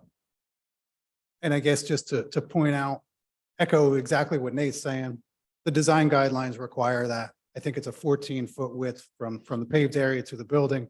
I think it's 8 feet and 6 feet so that there's a clear space for pedestrians to walk. And then there is room for whether it's a retail with a little outdoor display or a restaurant that has, like Nate said, they put the table out there. And we do meet that along the retail boulevard. We've got 15 feet, so we got an extra foot in there beyond what the design guidelines call for. But if there was a specific case where it wasn't able to be met, we do want that flexibility, but in general, we've already got that baked into the plan. And then in 17, just one clarification that I think is the intent here. So it says, beginning with the or at the end of the second line, or the conditional use as it pertains to the mixed use portion, or this approval shall be null and void. I'm assuming, again, the approval is just for the mixed use portion. There's no contention that if the mixed use didn't start in whatever time was agreed upon, someone would knock on Topgolf's door and say, we want your CO back, right? I don't think that was the intent of that. So I'm comfortable we're on the same page, but when I read it the first time, I had a little bit of I caught my breath, but we're okay on that. And then we wanted to talk about the 3 years. We, our efforts are going to be to push this along as quickly as possible, but we don't want a condition in there that has to be within 3 years from tonight's recommendation. I mean, we don't want that. I mean, best efforts to have it done within 3 years or best efforts within 5 years. I mean, that's fine. We're running 1,000,000 miles an hour and we're not stopping. So, but you just don't know what life is going to bring you. So we, within 3 years of tonight's meeting, doesn't work. No, this is for the No. entirety of the site. Well, this section. would have been everything except Topgolf. No, but I Right? think Oh, the question was whether this was for the mixed use portion, which it is. And tonight, we're considering the entirety of the site. We didn't cleave. right. This is a recommendation for, yeah. You want me to explain that? Yeah, go ahead. Oh, all right. Well, last time you were here, there was a discussion that the public heard that there was a potential to separate the two conditional use portions for just Topgolf and the rest. Between then and now, that decision was scrapped and you're going forward with the application as initially submitted, correct? Yes, because I think what we submitted in the meantime satisfied, in our minds, the questions that caused us to consider leaving it. Yeah, but for anyone that weren't privy to that, they didn't Okay. know that that's what happened. So I think does that address your question, Maury? Okay. Thank you. Go ahead. All right. And then I think the condition you're talking about, it did pertain just to the mixed use. Okay. That was answered. And my reading of it, and you can correct me if I'm wrong, but was that commencement of construction for the mixed use would start within 3 years from the conditional use approval, not tonight.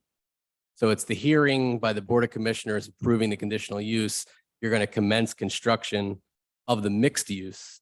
And the reasoning behind that is that a lot of things can change in 3 years with respect to the zoning ordinance and everything else in the township. So you're commencing the mixed use portion. Presumably Topgolf's done well before that, and you're Yes. building other things on the mixed use side of the property within 3 years. It isn't finishing it. That's my reading of it, at least. Yeah, Right. that's our reading of it. That's because as the solicitor noted, third-party approval requirements can change, zoning can change, saldo can change. A lot can happen within that period of time.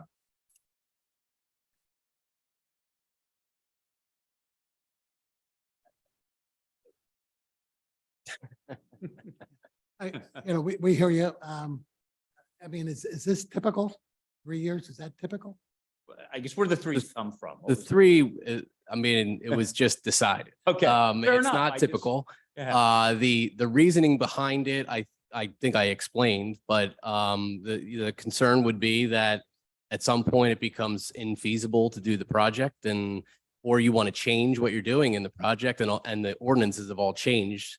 And then, you know, we have a conditional use approval out there that can't be subject to any modification. So there needs to be some sort of time limit on it. And 3 years was our initial effort at that time limit, right?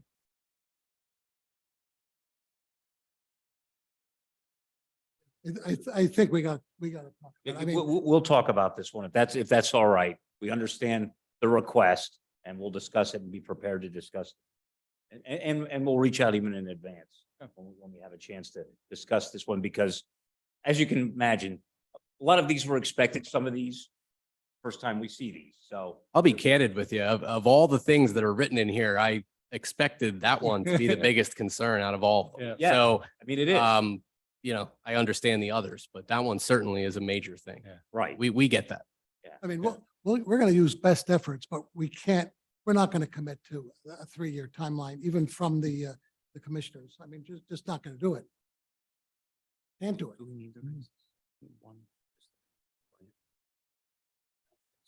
Yeah, I don't think that's an issue. On number 2. Okay, Joanne was asking what they mean on that one. Yeah, on 2, we just think, we're looking for a little clarification. So, as to what someone was kind of looking for in number 2. And then if we have a comment, we'll comment. Brian? Okay. Sorry, I'm just reading it. Bear with me. So it's just to ensure that and obviously any PennDOT design improvements will be at your sole expense. That's honestly should be fairly straightforward. And then it also just has in here the township reserves the right to defer ownership and maintenance responsibilities. So essentially the township's just not looking to be stuck with anything that they're not required to take. That you guys had previously discussed, the internal roadways being owned and maintained. Sure, yeah, And yeah. it's really just trying to maintain that Yeah, discussion. okay. I think we understand it. I think, at least from our perspective, the overall objective as part of our economic impact is to go after some grants. So specifically to the applicant being, handling all of the expense, we might get some state funding. And that was just the carve out. Okay, so the concern's not, the Right? concern's that there's other money. Yeah, that's part of it. Fees.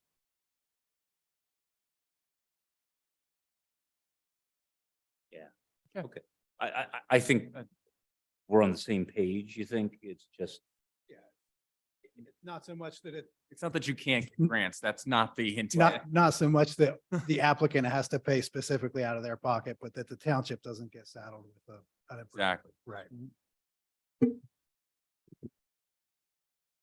5 is not an issue, right? We have the approval. I can. Okay, yeah, well, let John explain 5. Number 5, I think it might just benefit from a little bit of explanation. In 2018, this lot was carved off from the lot to the west. The lot to the west was lot 1 of a subdivision. Our development is in lot 2 of that subdivision. And an easement was put in place in that subdivision to provide emergency access between lots 1 and 2. So that easement already exists so that lot 2 in an emergency could get to the secondary means of access out of the site, crossing under 222. So between 1 and 2, there is an easement in place. It's instrument 2018-018-996. So that has to remain active. So we have to continue to provide access to the 30-foot paved area under 222 to benefit lot 1 over lot 2. On the south side, in the car dealership, their facility, their parking lot was reconfigured so that that access is more direct to the road. We'll have to verify that there's access there. Obviously, we can't force them to consent to an easement, but I couldn't imagine somebody's going to prevent an ambulance from getting out of there if needed. But if there's not already an easement in place, we'll make best efforts to obtain one, but we couldn't force them to comply with that. Makes sense. Thank you. Um, 7 and 8, I think, are not wholly within our ability without other approvals, correct, John? Right. I think we just wanted to clarify the intent of number 7 and 8, as long as what the intent of these comments is that we have to comply with the written regulations of LCCD and DEP and the township as far as restoration of the creek and, keep you involved in the process. Like Brian noted in his letter, we have no problems with that one. Yeah, Just our wanted to thought is clarify. that the conservation district will likely require it. So that is a third party approval, but we have that baked in. And then on number 7, actually, that's actually from our experiences here in the township in that we've found that basins that are fully surrounded by vegetation and trees, as was typically done in the past, we've seen 1, dumping, a lot of dumping. And 2, we've seen that as harborages for wildlife, which could be problematic, especially in a development like this, where there's likely going to be, a lot of dumpsters and food. So given the concerns that we hear from our residents about coyotes and raccoons and so on and so forth, keeping it open, at least for a fair amount of it, is going to be important. And it's also going to be important so that we don't find shopping carts and mattresses and the like that someone decides that they want to come in at 2 a.m. and dump. So that's why we recommend it. Yeah, absolutely. We've worked with Nate and Brian's office on basins, come up with landscaping plans that are acceptable, meet the township staff requirements, the written requirements, DEP requirements. Yep. Yeah. I'm sure we can satisfy that one. Okay. Okay, go ahead then.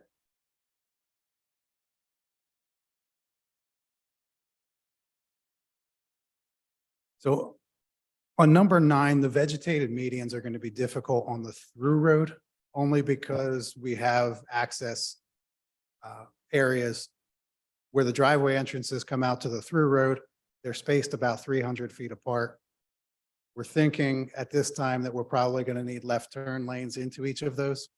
They take up about 125, 135 feet each.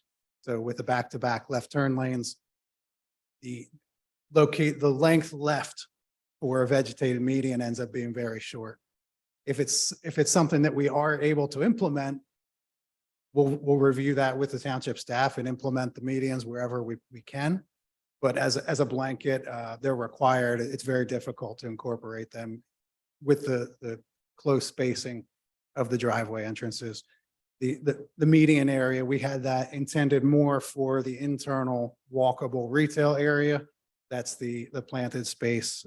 We do have a very, very nice looking streetscape for the through street. It doesn't have the medians. It was actually shown on PDF page 17 of the booklet that we went through in the beginning of the presentation. That shows what the streetscape is going to look like. It's a tree lined street, minimize the amount of paving view and make sure it's a very nice looking, but the actual putting the medians in there would be difficult just because of the geometric constraints.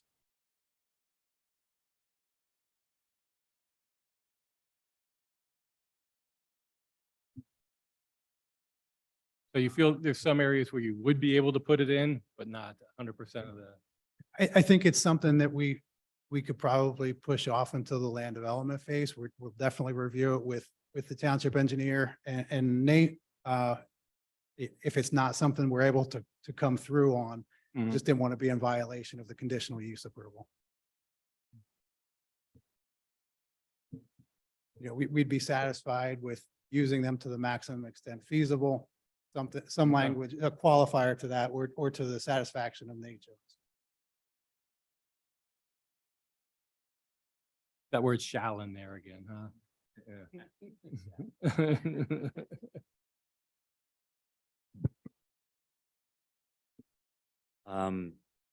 12, I guess our question was, is that the offsite improvements obviously are going to be based upon the work we do with NDOT. So I wasn't sure if this was, I was over there, thanks. We weren't sure if this was looking to change something or number 12 was almost a statement of fact. the offset improve, right? Yeah, I mean, Okay. I think the township engineer just wants to make sure that we're all going to be working together and have problem. that as a condition. Okay. That's, That's all we wanted to check. Yep. We didn't want to miss anything. Let's see. Let's see, all exteriors. Then I'm down to 19. That one was one that we just hadn't seen before. Is there any background we should know? That's the substation.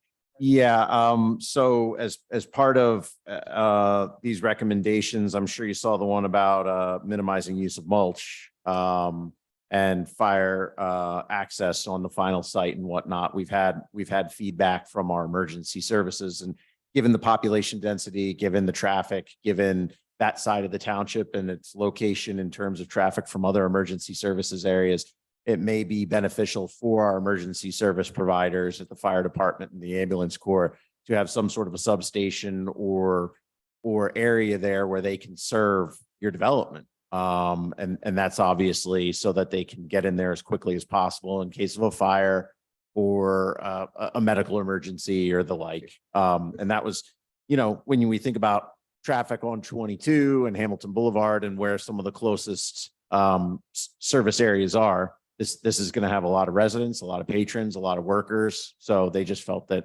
if that's set aside, then they would have the ability to serve you. So, Nate, I think we'll certainly look at that.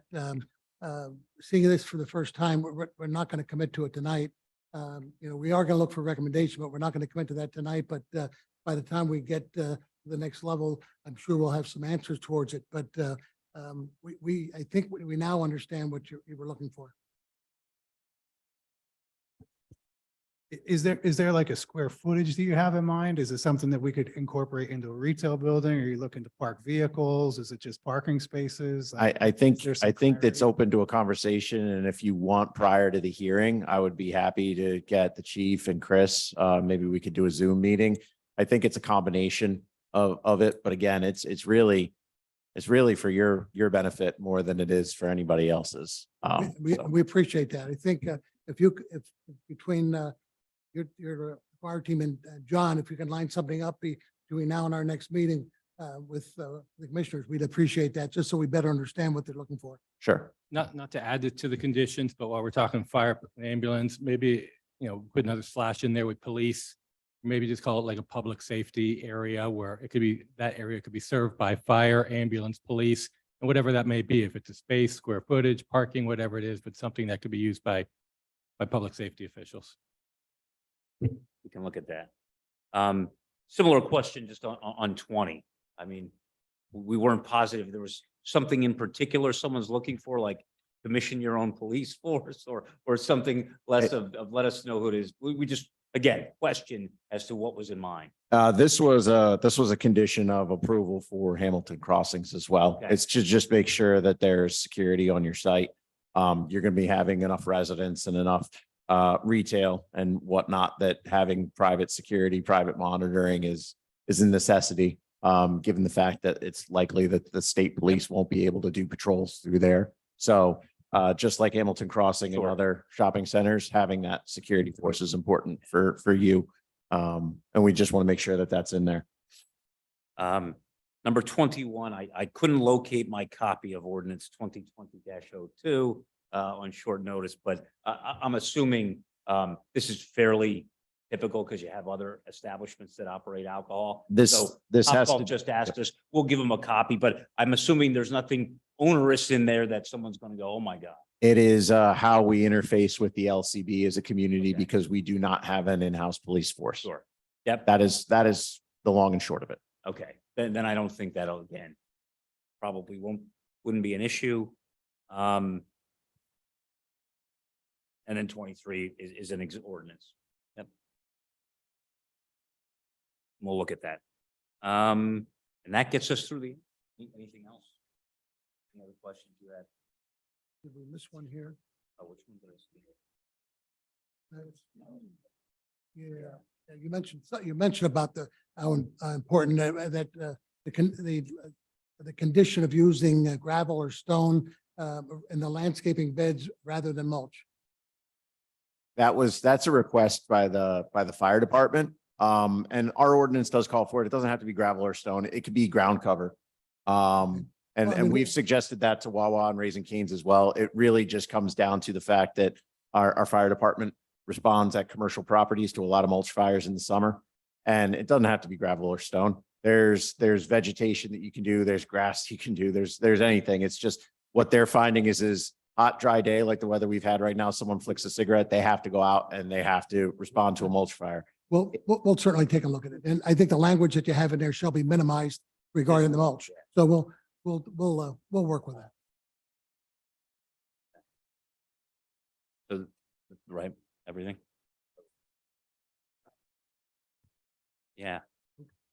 That was all the questions, comments, concerns we had, but I think it was consistent with my statement. We're generally okay with everything and think we'll work it out. All right. You were easy to work with, huh? Yeah. Yeah.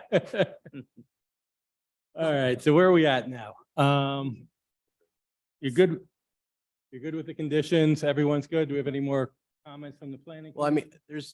we've just talked about totally modifying all these conditions. Yes. How can they vote on that tonight? Well, I mean, I think it's consistent with the discussions, right? So why don't we put the whole limiting language on the entire recommendation? But in all seriousness, we don't want to wait. I mean, they could recommend these and theoretically, we could address every one of them in the same manner at the supervisors with them acknowledging that the minutes will reflect where they were, they concurred in our requested modifications. That seems to be the only way to go, is to say, we're I- going to just yeah. recommend them as is, subject to your opposition. As reflected in the minutes. I mean, yeah. With Okay, their as long as you're okay with that. I mean, I think we have to do that or I'm held up a month to rewrite something that I think we agree on almost every one. Well, the except- 3 years was not Yeah, an the 3 years agreement at that we gotta all. talk Yeah, about. so And I think it's, not to be difficult, but I would say, I'd hope we could get some deference because there's a lot to read and No, talk about in 6 hours. So, I you know. totally agree with you. But I just, as we sat here, we went through 50% Oh, of I them know. at least. So for them to say subject to the revisions discussed is a little difficult because we haven't agreed on the revisions. But right. as long as we could do it the way that you just suggested, I think that's fine. They're going to recommend it as written, subject to the discussion, subject to your I think opposition. Subject to the discussion, I think Yeah, that works. I'm fine Agree with with that. I think I am comfortable that everyone will recognize what we did when we went forward and not say, well, you agreed. Yeah, Right, and- we acknowledge we're not agreeing the way it's written, and- but. And Mario, Does the- Maurice here. Does the commission understand what we're saying? John, do you know what we're saying here? Yes, I Okay. think everyone's okay with that. Are you Yeah. okay? Is everyone okay with I'm that?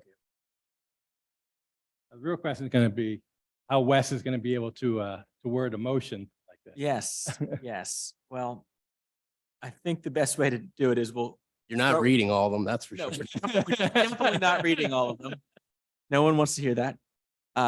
I mean, if we put it in as a motion to recommend conditional use approval of the proposed Lehigh Valley Town Center and Top Golf project conditioned upon as agreed, as discussed in the meeting and revised by the solicitor. I would say, as written in the written recommendation that you have before you. Okay. And then subject to the applicant's comments to be addressed before the Board of Commissioners. Yeah. Right? I'm fine with that. Okay. As stated, that's my motion. Okay, we have a motion. Do we have a second? I'll second. Okay, we have a second. Okay, everyone in favor, say aye. Aye. Any opposed? Nope, it's Thanks for your approved. time. Thank you. Thank you, and thanks to the staff. Thanks, Luke. Thanks. Thank you, David. Take care. I know you, I know.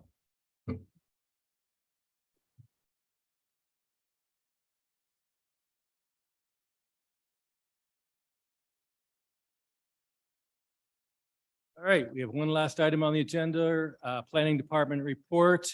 Nate, is there an update with the official map? Yeah, I just wanted to let you know, I thought we would have a draft version of a map to share with you this evening. What we're looking to do again for the update of the official map is to show on the map the properties that we have recently acquired, the infrastructure improvements that were originally on the map, such as the Sauerkraut Lane extension, show them that they're substantially complete or nearly complete. And begin discussions about future properties for consideration for either park or open space preservation. So CKS is working with us on that draft right now. It is timely for us. We do feel that it's a priority. Administration and the planning department feel it's a priority. So we want to run it concurrently with the planning commission and the board of commissioners. I should have it for you in July. We just wanted to make sure that what we had would be something that everybody would be comfortable with. And quite frankly, what we have to date is something that we've marked up. So we want a formal GIS one to show you up on the screen and maybe even hard copy up here so you can identify which lots and whatnot.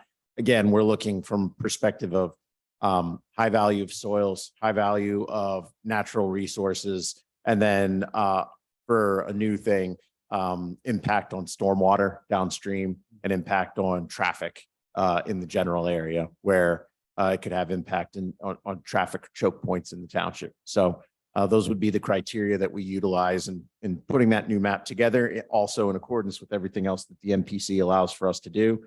And just stay tuned because it'll be one of our discussion points for July. Great. Thank you, Nate. Anyone have anything else for tonight? Well, can I just bring this up? So we obviously talked about it earlier about maybe revising the way that we do our motions. Could we work towards a more formal way of doing that? I mean, it was really just a discussion today because it was so lengthy, but something that fairly communicates to the residents, which I think is extremely important so that they know what is being talked about. But these are recommendations. They're not a final approval. It's going further. So is there a way to maybe identify these projects with something that, you know, when we're making a motion to approve essentially this document, which is a document that flows through the entire process till they get to the Board of Commissioners, instead of reading them in entirety, which in my experience is not something that I've seen at most other meetings. I think upon a recommendation from the planning commission, if we were to, I mean, it's always available if someone comes in and does an RTK, but having it available at a front desk for a member of the public who wants to see it that way, it's, if they watch the YouTube video and the YouTube video doesn't have it, it's only a recommendation. It's not a formal resolution that we post up on our website. I mean, Isn't it in the agenda for the workshops though? Or the Board of Commissioners? Don't you well, put not them in? for the Board of Commissioners workshops, we have the draft resolution, which incorporates the recommendation of the planning commission. Those become the conditions in a resolution, right? But say I watch this tonight and I don't have this. If someone comes in tomorrow and says, well, I didn't see it. I mean, one, they could file a right to know request, but two, I mean, if we have it available and someone wants to see, we're always going to show. I mean, we work really hard to be transparent with our residents, so we'll bring it right out.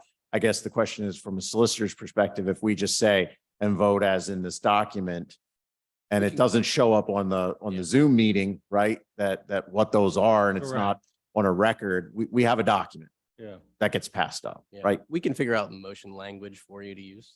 I think that's the.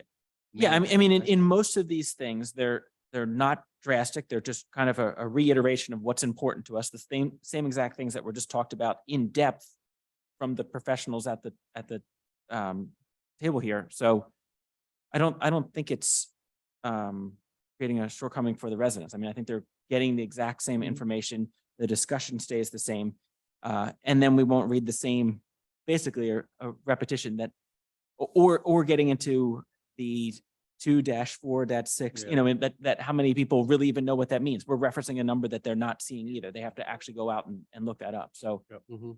I think it would make our meetings go a little bit faster. And that's not really the point. It's just to make it Sure, more fluid efficient. for something that's not beneficial. Yeah. Let's think about it for the next month. I think it's a great idea. We'll make our meetings more efficient. So good thought. Good idea, Wes. All right, motion to adjourn? Anyone? Make a Matthias? motion to adjourn our meeting. A second?